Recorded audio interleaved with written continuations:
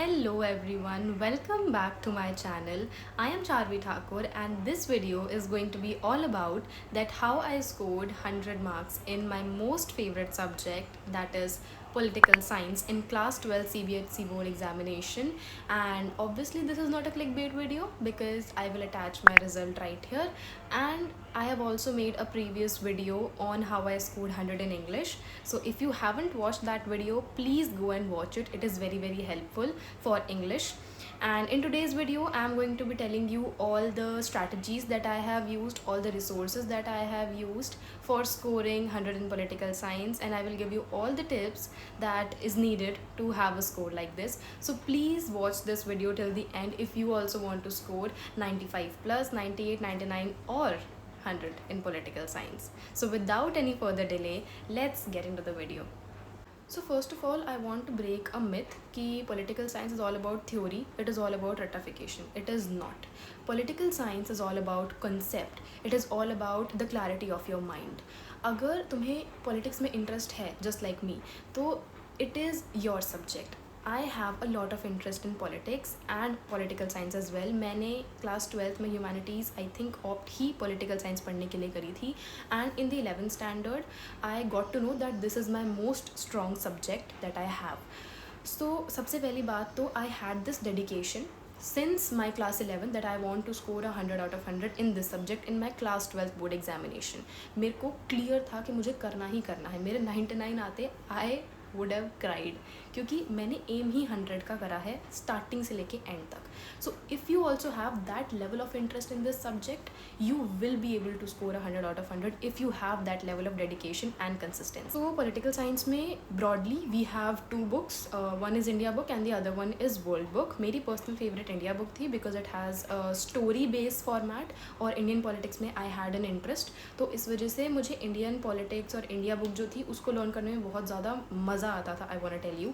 और world book was also very interesting, पर वो थोड़ी सी फैक्ट बेस्ड होती है, तो उसको आई थिंक लर्न करने में थोड़ी सी प्रॉब्लम आती है.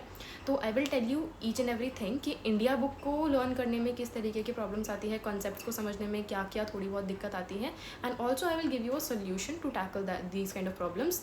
एंड वर्ल्ड बुक का भी हम लोग सेम करेंगे. And at the end of the video I will tell you some presentation tips, some answer writing tips, because political science में there are some things which is very important. First of all, your understanding of the concept, and the second thing, the presentation of your answer, the presentation of your paper, the way you present your answer, it impacts your answer sheet a lot, it impacts your marks a lot. So I will tell you how to do that.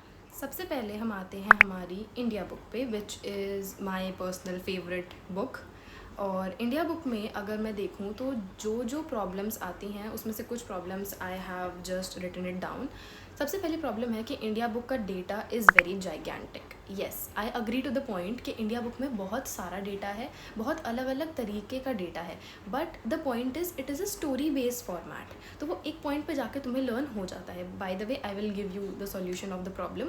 And second चीज़ is India book में numerics बहुत ज़्यादा है. Numerics in the sense के numerics में आपका सब कुछ आता है. It covers all your dates, years, all जैसे नंबर ऑफ सीट्स होती हैं. जैसे फॉर एग्जांपल चैप्टर 8 में हमें बताया है रिसेंट डेवलपमेंट में कि किस पार्टी ने किस ईयर में कितनी सीट्स जीती थी. So that is also part of the numeric data.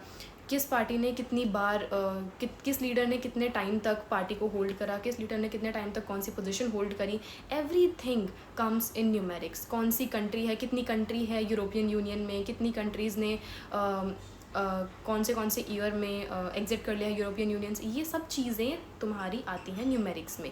और ये न्यूमेरिक्स लर्न करने में प्रॉब्लम होती है, और मार्क्स डिडक्ट होते हैं सबसे ज़्यादा इन केसेस में एमसीक्यूज़ में. एमसीक्यूज़ में बहुत ज़्यादा न्यूमेरिक्स पूछते हैं, और कभी भी मेरे स्कूल के एग्ज़ाम्स में आई have never scored full marks in political science. मेरे हमेशा 1 या 2 नंबर कटते थे, और इतनी ज़्यादा गुस्सा आता था मुझे, क्योंकि 1 या 2 नंबर हमेशा एमसीक्यूज़ में कटे होते थे मेरे. It was same every time. मेरा पूरा थ्योरी, मेरा पूरा written part was always correct. हमेशा एमसीक्यूज़ में मार्क्स कटते थे.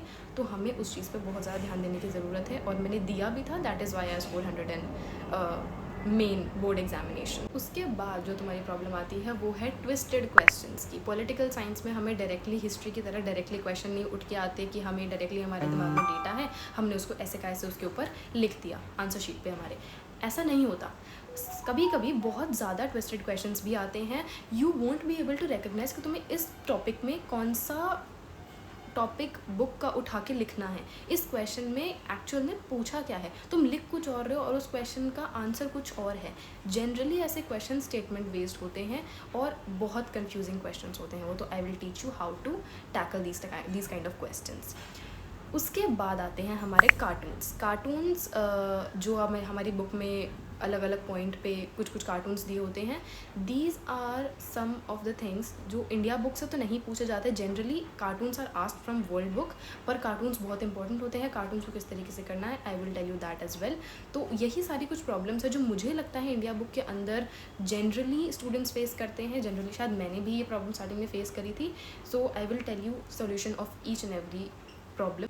सो हमारी जो सबसे पहली प्रॉब्लम थी दैट वाज जाइगेंटिक डेटा। इतना सारा जो डेटा है उसके अंदर, इतनी ज़्यादा थ्योरी है, उसको किस तरीके से हमें मैनेज करना है। सबसे पहले तो do not look at it as a theory, look at it as concept. अपने चैप्टर को, फॉर एग्जाम्पल तुम कोई भी चैप्टर उठा रहे हो, उस चैप्टर को अलग अलग पार्ट्स में डिवाइड करो। डिवाइड करने के बाद मेक इट इनटू इवन सब पार्ट्स, उसके और सब पार्ट्स बनाओ और उसको अलग अलग कॉन्सेप्ट्स में डिवाइड कर दो। Do it according to yourself. अगर तुम किसी और के बेसिस पे कॉन्सेप्ट डिवाइड करोगे, किसी और से इंस्पिरेशन लेके करोगे कि हाँ ठीक है इसको ऐसे नहीं होगा।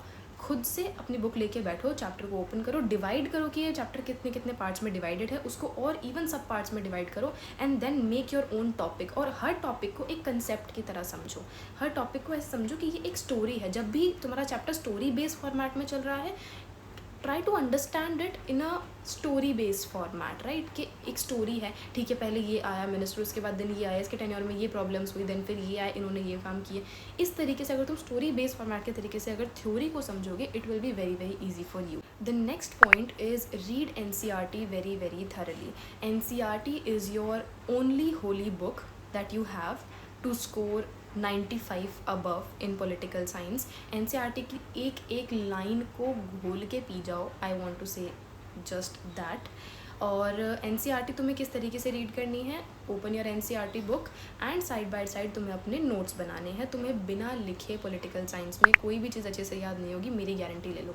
मैंने हर बार पॉलिटिकल साइंस में जब भी मुझे कोई चीज़ लर्न नहीं हुई, चाहे हुई है चाहे नहीं हुई, मैंने हर एक चैप्टर को लिख के साइड में देखा है, अपनी खुद की क्रिएटिविटी से लिख के देखा है, ताकि मैं ये देख पाऊँ कि मैं कितना लर्न करा और मैं कितना ग्रास्प कर पाई हूँ उस चैप्टर को।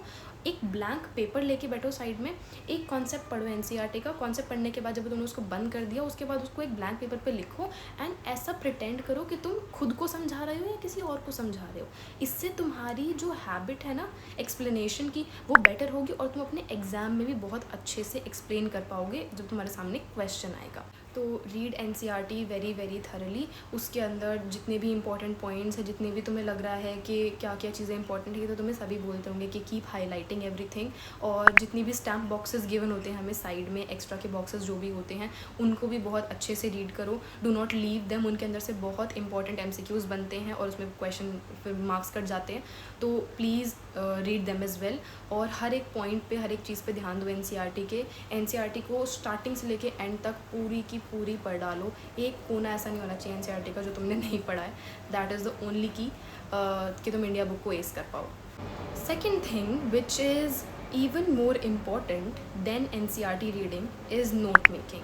तुम्हें पॉलिटिकल साइंस में नोट्स कैसे बनाने हैं, ये सबसे ज़्यादा इम्पॉर्टेंट चीज़ है जो तुम्हें बहुत ध्यान से सुननी है मेरी। अपनी NCERT की बुक खोल के बैठो and have a notebook side by side. पूरी नई नोटबुक लेके बैठना जिसके अंदर तुम सिर्फ अपने पॉलिटिकल साइंस के नोट्स बनाओगे। Please do not mix up the notes. NCERT खोल के बैठो, पॉलिटिकल साइंस के नोट्स खोल के बैठो, एक एम्प्टी नोटबुक। स्टार्ट करो नोट्स बनाने अपने। कैसे स्टार्ट करने हैं, अपनी NCERT की एक एक लाइन पढ़ो। फॉर एग्जाम्पल तुमने एक पैराग्राफ पढ़ लिया, उस पैराग्राफ से तुम्हारा क्या कंक्लूजन निकला, तुमने क्या समझा, वो उस नोट्स में लिखो। तुम्हारे नोट्स ऐसे नहीं होने चाहिए कि वो एक शॉर्टकट हो तुम्हारे लिए। फॉर एग्जाम्पल मैंने बहुत लोगों को बोलते हुए सुना है कि नोट्स हमेशा शॉर्ट में बनते हैं। Short notes are always different and long notes are always different. तुम्हें अपने नोट्स में हर वो चीज़ इंक्लूड करनी है जो शायद तुम्हारी एनसीईआरटी में भी नहीं लिखी हुई है। शायद जो चीज़ तुमने समझी है वो चीज़ तुम अपने नोट्स में डाल सकते हो। These notes will be the mirror of your self, कि तुमने किसी चैप्टर को कितना अच्छे से समझा है। तुम्हें उस नोट्स में अपने स्टैम्प बॉक्सेस इंक्लूड करने हैं, तुम्हें एक्स्ट्रा इन्फॉर्मेशन इंक्लूड करनी है, एनसीईआरटी पूरी की पूरी इंक्लूड करनी है। तो ऐसा भी हो सकता है कि तुम्हारे नोट्स की जो नोटबुक हो वो इवन तुम्हारी बुक से बड़ी हो। That is possible and that is always happen. I have always studied from the notes which were given to me by my school teacher and these notes were insane. I mean, इससे अच्छे notes, इससे अच्छी note making technique मैंने कहीं नहीं देखी हुई थी, the way he made notes. So from those notes I will give you some tips कि तुम किस तरीके से अपने नोट्स बना सकते हो। फर्स्ट ऑफ ऑल, अपने नोट्स को अट्रैक्टिव बनाओ। Please do not make it ऐसा मोनोटनस सा कि तुम्हें नोट्स खोलने के बाद उसको खुद ही पढ़ने का मन ना करे, ठीक है। उसमें प्रेजेंटेशन अपनी लगाओ, अच्छे से फ्लो चार्ट्स बनाओ, make it attractive, make it even more attractive जितना तुम कर सकते हो। उसके अंदर एडेड इन्फॉर्मेशन डालो अलग अलग पॉइंट पे। You can use different colours of pens अगर तुम्हारा मन हो तो, और उनको अट्रैक्टिव बनाओ and just get attracted to your notes. और जब तुम्हारा उसको पढ़ने का मन करेगा ना, you will automatically open it once in a day to सिर्फ देखने के लिए, और तुम्हें पता भी नहीं चलेगा तुमने 1 या 2 टॉपिक रिवाइज भी कर लिया। अपने नोट्स में तुम जब भी किसी भी तरीके की नोट मेकिंग करोगे, किसी कॉन्सेप्ट को लिखोगे, तो always try to write it the way you write that answer in your paper. For example, तुमने कोई भी एक टॉपिक पढ़ा, for example Afro Asian unity तुमने पढ़ा, तुमने उसको बुक में पूरा पढ़ा। अब तुम ये सोचो कि अगर इसके रिलेटेड कोई भी क्वेश्चन पेपर में आया तो मैं कैसे लिखूँगा। उसी फॉर्मेट में अपने नोट्स में उस आंसर को फ्रेम करो। तुम जब उस चीज़ को बार बार पढ़ोगे ना, तुम्हें एग्ज़ाम में वो अपने पूरे नोट्स का वो पेज ना एक्चुअली खुल के तुम्हारे सामने आ जाएगा, अगर तुम उसको खुद से फ्रेम करके लिखोगे उस आंसर को। इतनी बार उस आंसर को लिखने के बाद, इतनी बार उस आंसर को पढ़ने के बाद ऐसा हो ही नहीं सकता कि एग्जाम में the question will pop up and the answer will not pop up in your mind. Note बनाने के बाद do not just leave them. ऐसा मत करना कि तुमने नोट्स बनाए, पूरे के पूरे नोट्स बना लिए और फिर उसको रख दिया, ऐसे मत करना। Please keep revising your notes consistently. I want tell you that ऐसा एक भी दिन नहीं था मेरी क्लास 12th में, ऐसा मतलब नॉर्मली जिन दिन पर हम पढ़ते हैं, ऐसा एक भी दिन नहीं था कि मैंने अपने पॉल साइंस के नोट्स ना उठाए हों या मैंने अपनी एनसीईआरटी बुक ना उठाई हो और उसको खोल के एक बार देखा ना हो। कोई भी एक टॉपिक मैं ऐसे ही उठा लेती थी और सिर्फ देख के, हल्का सा ऐसे देख के कि हाँ ठीक है ये ऐसे ऐसे हैं, और उसको बंद करके रख देती थी। इतना तक मैंने करा है, चाहे कितना ही बिजी डे हो मेरे पास। I was also preparing for CLAT examination which is a competitive exam. मैं सारा दिन क्लैट के लिए पढ़ती थी, but still as I said कि मुझे इंटरेस्ट था सब्जेक्ट में, this was my relaxing subject. मैं पॉल साइंस को उस पॉइंट पे भी पढ़ सकती थी दिन में when I am most tired. जब मैं सबसे ज़्यादा थकी हुई होती थी तब मैं पॉल साइंस लेके बैठती थी। उस पॉइंट पे भी मुझे इंटरेस्ट आ रहा होता था because I have a interest in a subject. तो वो इंटरेस्ट बिल्ड करने के लिए you have to do certain things. तुम्हें प्रेजेंटेशन बनानी है अपने उस नोट्स की, तुम्हें अट्रैक्टिव बनाना है उस सब्जेक्ट को खुद के लिए। तुम्हें नोट्स रिवाइज़ करने में प्रॉब्लम हो रही है, ये नहीं समझ में आ रहा कि इतने ज़्यादा अगर नोट्स बन जाएँ, या फिर एनसीईआरटी को रिवाइज़ करने में प्रॉब्लम हो रही है, I have a tip for you जो मैं यूज़ करती थी। You can take help from any of your family member. अपने छोटे भाई बहनों से बोल दो, टेल योर सिबलिंग्स और योर कज़न्स कि वो तुम्हारे पास आके बस बैठें थोड़ी देर के लिए and try to explain them the way your teacher explained in the school. और तुमने कहीं पे भी अगर उसकी एक्सप्लेनेशन सुनी हो, उस तरीके से उसको एक्सप्लेन करने का ट्राई करो। एक चैप्टर खोल के बैठ जाओ और अपने सामने वाले को एक्सप्लेन करो इस पूरे चैप्टर को। It will improve your explanation skills. I use to study political science either in the early morning और लेट एट नाइट। या तो मैं सुबह सुबह पढ़ती थी या फिर मैं बिल्कुल रात को पढ़ती थी। And I always studied in a closed room, जिसमें मैं प्रिटेंड करती थी because at every point of the day everybody is not available to you, right. तो I just use to pretend कि मेरे सामने कोई बैठा हुआ है and I am explaining to that person. So that help me a lot and I want you to try this practice. It will help you so much that you can't even imagine. तुम्हें बाद में लगेगा कि हाँ ये practice बहुत ज़्यादा effect कर रही है and it is actually worth it. Now we are coming on the numerics part कि जितने भी न्यूमेरिक्स है जो मैंने तुम्हें बताया, जितनी भी डेट्स हैं, इतनी सारी डेट्स याद कैसे करनी है पॉलिटिकल साइंस की, आई विल टेल यू। तुम क्या करो, अपनी एनसीईआरटी खोलो या फिर अपने नोट्स खोलो, जो तुमने नोट्स बनाए हुए उसके अंदर तुमने सारे ईयर्स वगैरह तो लिखे ही होंगे। तो एक अलग से नोटबुक लेके बैठो and this is what you have to do. जब तुम्हारे बोर्ड एग्जाम्स 1 या 2 महीने में हो, उस टाइम पे तुम ये कर सकते हो। अगर तुम्हारे बोर्ड एग्जाम्स बिल्कुल आ गए हैं तो प्लीज़ स्टार्ट डूइंग दिस, क्योंकि ये बहुत इंपॉर्टेंट टेक्निक है अगर तुम्हें अपनी डेट्स को रिमाइंड करना है तो, या फिर सारे न्यूमेरिक्स को रिमाइंड करना है तो। अपनी सारी की सारी डेट्स, छोटी से लेके बड़ी तक, हर एक तरीके के न्यूमेरिकल्स को, किसने कितनी सीट जीती, कौन कितनी बार किस स्टेट में गया, कौन कितनी बार किस स्टेट से जीता, किस ईयर में क्या हुआ, इस डेट पे क्या हुआ, एक डेट पे एक से ज़्यादा इवेंट्स हुए या नहीं, कौन सा प्राइम मिनिस्टर कितने ईयर तक प्राइम मिनिस्टर रहा, दीज ऑल आर न्यूमेरिक्स। तो ये सारे न्यूमेरिक्स तुम्हें एक जगह पे ना लिखने चाहिए।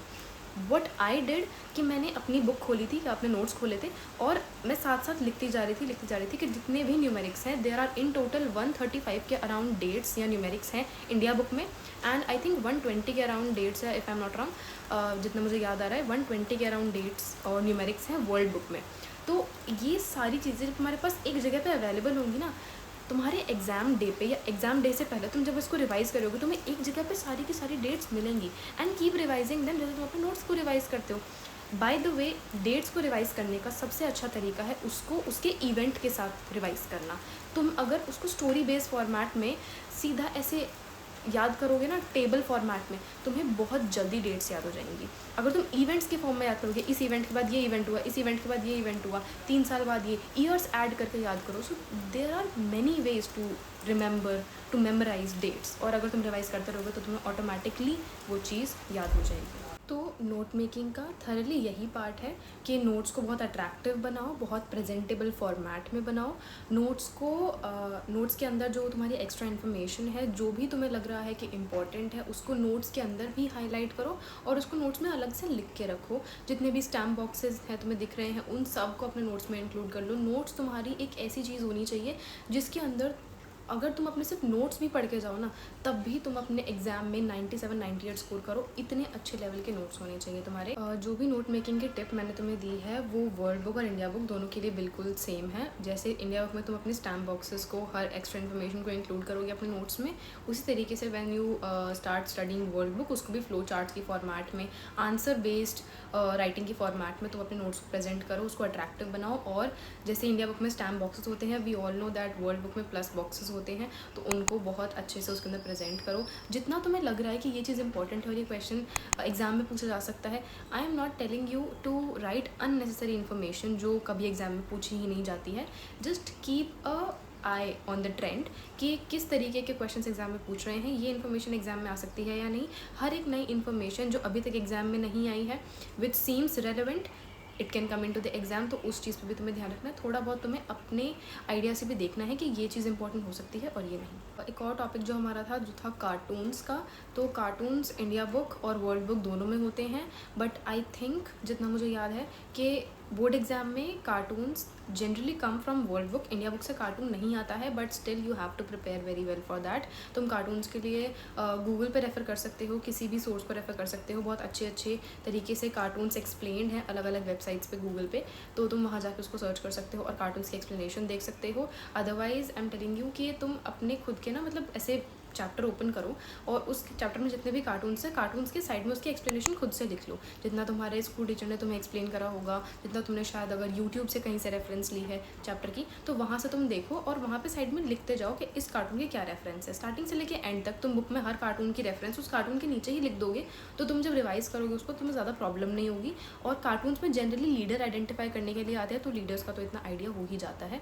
वर्ल्ड बुक के कार्टून्स पर बहुत ध्यान देना। वर्ल्ड बुक के कार्टून्स जनरली टफ होते हैं इंडिया बुक से, एज आई थॉट, एंड थोड़े से ट्रिकियर साइड पे होते हैं। उसमें लीडर्स के नाम याद करने थोड़े मुश्किल हो जाते हैं, क्योंकि इंडियन लीडर्स के नाम हमें ऑलरेडी थोड़े बहुत पता है, बट वर्ल्ड लीडर्स के नाम जनरली भूल जाते हैं। फॉर एग्जांपल माओ जेडोंग का जो कार्टून है हमारे उसमें, जॉर्ज बुश का भी एक कार्टून है वर्ल्ड बुक में, तो ऐसे ऐसे नेम्स याद करने थोड़े मुश्किल होते हैं, तो please keep an eye on that. Okay, so we are done with the learning part, कि तुम्हें किस किस तरीके से, किस बुक को किस मेथड से, किस स्ट्रैटेजी से अप्रोच करना है, किस स्ट्रैटेजी से उसको लर्न करना है, कैसे कॉन्सेप्ट को समझना है, वो सब चीज़ें मैं तुम्हें बता चुकी हूँ।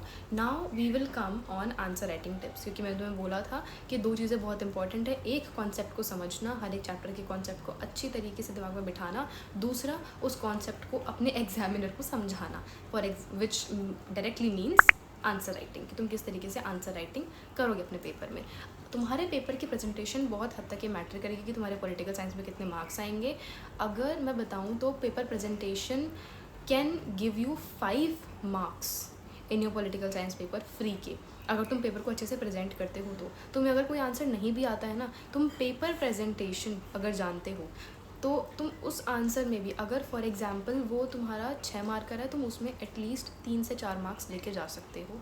This is what I can guarantee. तो I am going to tell you कि how to write answers in political science. Now जैसे इंग्लिश में कीवर्ड्स होते हैं किसी भी आंसर को अट्रैक्टिव बनाने के लिए, ऐसे हर सब्जेक्ट में कीवर्ड्स होते हैं और पॉलिटिकल साइंस में भी वो कीवर्ड्स होते हैं। पर क्योंकि हम इतना सारा डेटा लर्न करते हैं तो वो कीवर्ड्स जनरली हम उसी डेटा के साथ साथ लर्न कर लेते हैं, तो उसको सेपरेटली ऐसे लाइमलाइट देने की कोई ज़रूरत है नहीं। मोस्ट इम्पॉर्टेंट थिंग इज़ कि तुम्हारी जो आर्ट ऑफ राइटिंग है उसकी तुम्हें प्रैक्टिस करनी पड़ेगी, and this will only come by practice. जितने तुम आंसर्स प्रैक्टिस करोगे लिखने के, तुम्हें आइडिया हो जाएगा कि कितने मार्कर के आंसर को किस वे में तुम्हें लिखना चाहिए। एक बहुत बड़ी मिस्टेक जो मैंने सुनी है बहुत लोग करते हैं कि पॉलिटिकल साइंस के आंसर्स को यू राइट इन पैराग्राफ्स में प्लीज़ कभी भी मत लिखना, it is all about politics. तो तुम्हें उसमें पॉइंट्स में आंसर लिखने हैं। ये बहुत कॉमन सी चीज़ है, पर मैंने ऐसा सुना है कि लोग पैराग्राफ में आंसर लिख देते हैं। पैराग्राफ में नहीं लिखना होता answer, it is not an essay और एन आर्टिकल। तो तुम्हें उसको डायरेक्टली पॉइंट्स में लिखना है अच्छे से। तो तुम also you can give headings proper उन पॉइंट्स की कि ये पॉइंट किस बारे में है, ये पॉइंट किस बारे में है, ताकि एग्जामिनर को चेक करने में प्रॉब्लम ना हो। उसके अलावा what you can do is make flow charts. तुम बहुत अच्छे फ्लो चार्ट्स बना के आ सकते हो, जिससे तुम्हारा पेपर और ज़्यादा ब्यूटीफुल लगेगा, और ज़्यादा प्रेजेंटेबल लगेगा, और ज़्यादा एलिगेंट पेपर तुम्हारा दिखेगा, जिससे एग्जामिनर कभी कभी शायद आंसर इतना ज़्यादा नहीं पढ़ते और कुछ जो फ्लॉज होते हैं आंसर के अंदर उसको इग्नोर भी कर देते हैं। तो ये एक ट्रिक है एग्जामिनर को ट्रिक करने की। This is the trick to trick the examiner, कि अगर तुम अपने पेपर को बहुत ज़्यादा सुंदर बनाओगे तो हो सकता है तुम्हारे आंसर में जो थोड़े बहुत फ्लॉज हैं वो उसको छोड़ दे। तो पेपर प्रेजेंट ब्यूटिफुली करना, flow charts banana is very very important. Always be creative in terms of writing your answer. अगर तुम क्रिएटिव हो और अगर तुम्हें पूरा वो कॉन्सेप्ट पता है जिस भी चीज़ के बारे में तुमने पढ़ा है, चाहे क्वेश्चन कितना भी ट्विस्टेड आ जाए, चाहे स्टेटमेंट बेस्ड आ जाए, चाहे फैक्ट बेस्ड आ जाए, कैसा भी क्वेश्चन आ जाए, you will be able to answer that question, अगर तुम्हारा कॉन्सेप्ट क्लियर है और अगर तुम्हें आंसर राइटिंग स्किल पता है तो। For example, if I give you the example of 6 marker. 6 marker में जनरली CBSE बहुत ज़्यादा ट्रिक करती है पॉलिटिकल साइंस में। फॉर एग्जाम्पल 6 मार्कर में वो कोई भी एक क्वेश्चन पूछेंगे और लास्ट में लिख देंगे राइट एनी 3 पॉइंट्स। अब इस केस में generally people use to do that कि वो 3 ही पॉइंट्स लेके आते हैं, क्योंकि क्वेश्चन में 3 ही पॉइंट्स पूछे हुए थे। But this is a trick of CBSE। तुम्हें प्रॉपर एक कॉन्सेप्ट को एक्सप्लेन करके आना है। 6 मार्कर्स में नेवर लिमिट योर सेल्फ। हमेशा 6 मार्कर बहुत बड़े बड़े लिख के आओ, पूरा का पूरा कॉन्सेप्ट समझाओ अच्छे से, पूरे के पूरे 6 मार्कर को एक फुल फ्लेजेड वे में लिख के आओ। आई स्टिल रिमेंबर, मैंने अपना 6 मार्कर एक लिखा था 3 पेज का बोर्ड की शीट्स पे, और एक लिखा था 2.5 पेज का। तो इतने बड़े बड़े 6 मार्कर, लाइक 6 मार्कर में लेजिट मैंने एक 6 मार्कर में 7 पॉइंट्स और एक 6 मार्कर में मैंने 9 पॉइंट्स लिखे थे। So never limit yourself in case of 6 markers, I am telling you that. But then comes the another type of question जिनको हम ओपन एंडेड क्वेश्चंस बोलते हैं, and these are super easy. Open ended questions हमेशा बहुत किसी easy topic पे आते हैं, या तो किसी इन्वायरमेंट रिलेटेड टॉपिक पे आ जाएंगे, जनरली ग्लोबलाइजेशन या फिर इन्वायरमेंट, ऐसे किसी चैप्टर से ही ओपन एंडेड क्वेश्चंस तुम्हारे बनते हैं, जिसके अंदर a person can think. It is your creativity कि तुम उस ओपन एंडेड क्वेश्चन में क्या लिखते हो। Never leave these kind of questions. ये बहुत ज़्यादा मार्क्स ओरिएंटेड होते हैं, हमेशा इसके अंदर मार्क्स मिल जाता है, बिकॉज ओपन एंडेड का मतलब है आपकी क्रिएटिविटी, और आपकी क्रिएटिविटी पे सामने वाला एग्जामिनर कभी भी क्वेश्चन नहीं कर सकता। सो ओपन एंडेड क्वेश्चंस में हमेशा मार्क्स मिलते हैं। Right it with your own creativity, right it with your own intelligence, और इसको अच्छे से फ्रेम करो जिसमें एक 6 मार्कर को फ्रेम करते हो। और जनरली ये आते हुए 6 मार्कर में है, तो इसलिए CBSE इसको ट्रिक कर देता है। But please focus on it, और कभी भी इस तरीके से ट्रिक मत होना कि ओपन एंडेड क्वेश्चन है, समझ में नहीं आ रहा है क्या लिखना, because when we have so many thoughts in our mind, हम उसको एक जगह पे समेट नहीं पाते हैं। तो हैव ब्रेक, पानी पियो। अगर तुम्हें ज़्यादा ऐसा लग रहा है कि मुझे समझ में नहीं आ रहा मैं क्या लिखूँ इस चीज़ में, शांति से बैठ के सोचो, और बहुत ईजीली तुम ओपन एंडेड क्वेश्चंस को भी आंसर कर पाओगे, क्योंकि वो बहुत ईजी आते हैं। इस लेवल के ओपन एंडेड क्वेश्चंस कभी पूछे नहीं CBSE ने जिनका बहुत मुश्किल हो आंसर करना। So it is very very easy, शांति से बैठ के करोगे हो जाएगा। Then comes the practice part, कि तुम्हें प्रैक्टिस कहाँ से करनी है। पॉलिटिकल साइंस के लिए अगर मैं तुम्हें बताऊं तो मैंने एक हेल्प बुक को रेफ़र करा था। Help book in the sense sample papers की book. I have never refer to any kind of question bank वगैरह। मैंने सैम्पल पेपर रेफ़र करे थे because it is important for boards as well. तो I have purchased Arihant, this is not a sponsored video please, and I have purchased Arihant for it because it was suggested to me by my school teacher. तो उन्होंने suggest करा था, तो मैंने अरिहंत ही purchase करी थी। अरिहंत में मैंने सैम्पल पेपर्स, उनके MCQs ने मुझे बहुत हेल्प करी। And if you want to practise MCQs वगैरह, you can also practise it on Google. तुम AI की हेल्प ले सकते हो in some cases if you are not able to frame any kind of answer, तो वो तुम्हें बहुत अच्छे से फ्रेम करके देगा। उसकी हेल्प तुम ले सकते हो आंसर फ्रेमिंग के लिए। Then you have to do your past year papers. तुम पॉलिटिकल साइंस के सारे past year papers, compartment papers, जितने भी पास्ट ईयर के पेपर्स हुए हैं सब में चेक करो कि किस चैप्टर से किस तरीके के क्वेश्चन आ रहे हैं, किस चैप्टर से 6 मार्कर्स ज़्यादा आ रहे हैं, उस चैप्टर से 6 मार्कर्स को ज़्यादा लर्न करो। किस चैप्टर से तुम्हें लग रहा है कि ये वाला टॉपिक ज़्यादा पूछा जा रहा है या फिर इस वाले टॉपिक की ज़्यादा वेटेज है, उस चीज़ को थोड़ा सा ध्यान दो। एंड उसके अलावा please do practice of MCQs की प्रैक्टिस करना बहुत इंपॉर्टेंट है। MCQs में तुम्हें बहुत ज़्यादा मतलब ऐसे बुरा लगेगा अगर तुम्हारा पूरा पेपर इतना ब्रिलियंट गया है और सिर्फ एक MCQ में तुम्हारा मार्क्स कट गया तो। So please focus on MCQs बहुत अच्छे से करना। MCQs करने के लिए आई हैव टोल्ड यू कि तुम्हें एक एक पॉइंट पढ़ना है, NCERT की एक एक लाइन पढ़नी है, डेट्स बहुत अच्छे से लर्न करनी है और MCQs की प्रैक्टिस करो। अरिहंत में बहुत सारे MCQs मिल जाएंगे तुम्हें पास्ट ईयर के भी, तो उन सब की प्रैक्टिस करो।